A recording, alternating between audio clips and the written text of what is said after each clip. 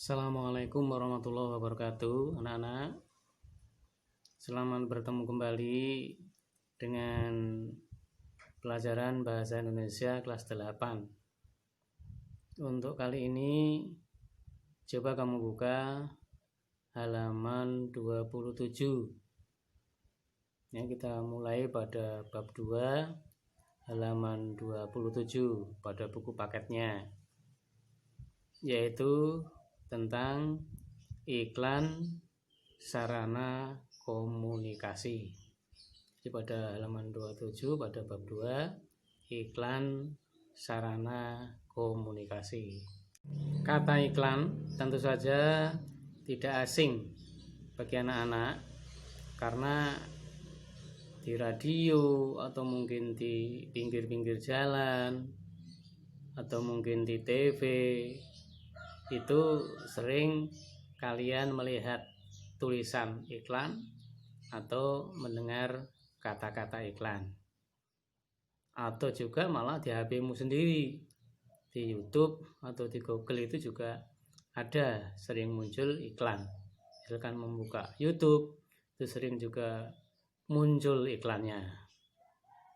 Maka dari itu coba kita perhatikan pada buku paketnya ya, tentang iklan sarana komunikasi itu. Yang akan kita bahas untuk kali ini adalah pengertian iklan dan fungsi iklan. Kalau dibuka buku paketmu, ini pada bab 2 ini adalah tentang iklan, kemudian sarana komunikasi. Coba kita baca yang awalnya atau ilustrasinya. Dalam bab sebelumnya kita sudah mendalami teks berita dari berbagai media. Ketika mengikuti berita, baik itu melalui media cetak maupun elektronik, kita tidak bisa lepas dari yang namanya iklan. Bagaimana nanti itu saya jelaskan tadi. Beragam iklan dapat kita saksikan hampir setiap saat. Nah, tujuannya antara lain untuk membujuk dan mempengaruhi pembaca atau pendengar untuk berbuat sesuai dengan yang dikehendaki iklan itu. Oke, selanjutnya kamu perhatikan pada halaman 28. Ya, pada halaman 28 ini kamu perhatikan, dalam hal ini perusahaan-perusahaan ataupun perorangan menawarkan barang atau jasa yang dimilikinya melalui iklan. Ya, kemudian pengertiannya secara umum, ya. Secara umum iklan dapat diartikan sebagai pemberitahuan yang bertujuan mendorong atau membujuk khalayak. Jadi ini pengertian secara umum ya, pengertian secara umum. Dengan iklan tersebut kamu sebagai anggota masyarakat terbujuk, ya, terpengaruh gitu loh, terbujuk untuk membeli barang atau jasa yang diberitahukan itu.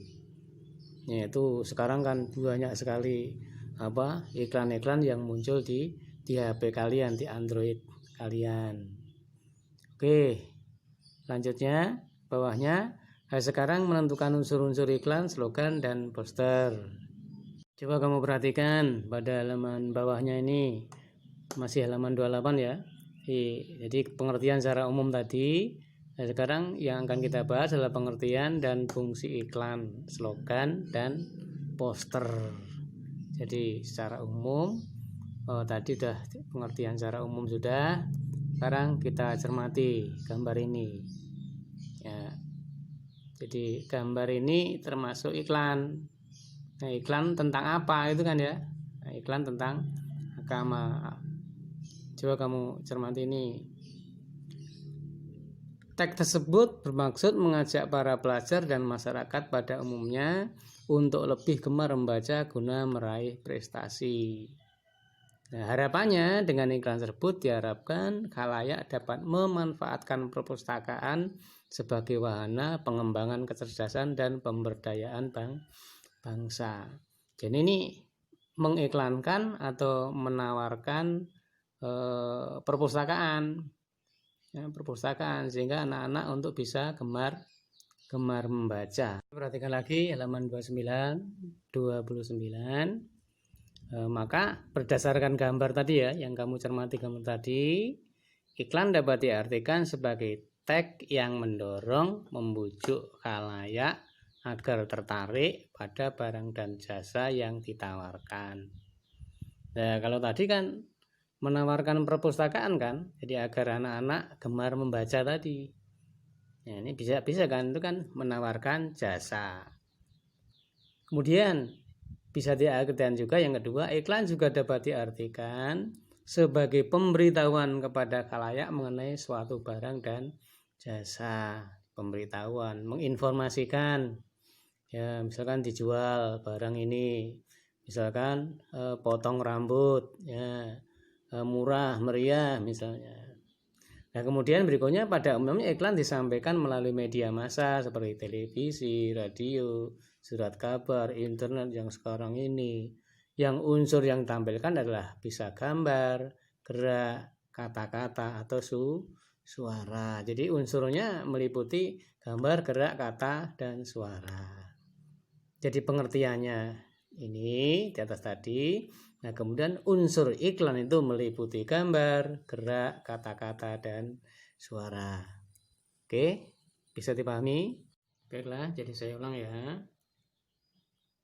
Pengertian iklan yang pertama yaitu sebagai tag yang mendorong, membujuk khalayak agar tertarik pada barang dan jasa yang ditawarkan. Arti yang kedua, sebagai pemberitahuan, maksudnya iklan adalah sebagai pemberitahuan kepada khalayak mengenai suatu barang dan jasa. Nah, kemudian unsur-unsur iklan apa? Unsur-unsur iklan adalah ada gambar, ada gerak, ada kata-kata, dan ada suara. Jadi itu harus kamu pahami itu. Jadi pengertian iklan. Kemudian yang kedua adalah unsur-unsur iklan. Oke, jelas ya? Oke, sekarang masih halaman 29 itu tentang fungsi iklan. Nah, jadi iklan itu untuk apa? Jadi fungsinya itu untuk apa? Ya tentu saja ya bagi siapa dulu? Ya misalkan bagi pemerintah atau bagi perusahaan atau bagi kelompok gitu kan, yaitu sering ada fungsinya tersendiri-sendiri. Coba kamu buka masih halaman 29, lanjutnya di bawahnya itu. Iklan tidak hanya merupakan bagian dari industri yang berskala besar saja. Nah, sekarang kan dewasa ini iklan merupakan sarana yang banyak digunakan untuk kepentingan sebagaimana di bawah ini. 1. Atau A. Nah, bagi perusahaan bisnis atau bisnis komersial, paham ya? Bisnis komersial yang mendatangkan uang, yang menghasilkan uang untuk mencari keuntungan itu, untuk menjual barang dan jasa. Nah, bagi perusahaan bisnis komersial untuk menjual barang dan jasa, misalkan perusahaan, misalkan pabrik dan sebagainya itu kan untuk menjual barang dan jasa. Kemudian bagi dunia perkantoran, nah iklan untuk apa fungsinya? Ya untuk mendapatkan karyawan, misalkan memberitahukan bahwa dibutuhkan karyawan dengan syarat-syarat itu. Sering kan ditempel di pinggir jalan di pabrik atau perusahaan itu. Yang C, bagi pemerintah. Nah, bagi pemerintah untuk apa? Untuk menyebarkan informasi dan memberikan layanan kepada masyarakat. Ya, menyebarkan informasi.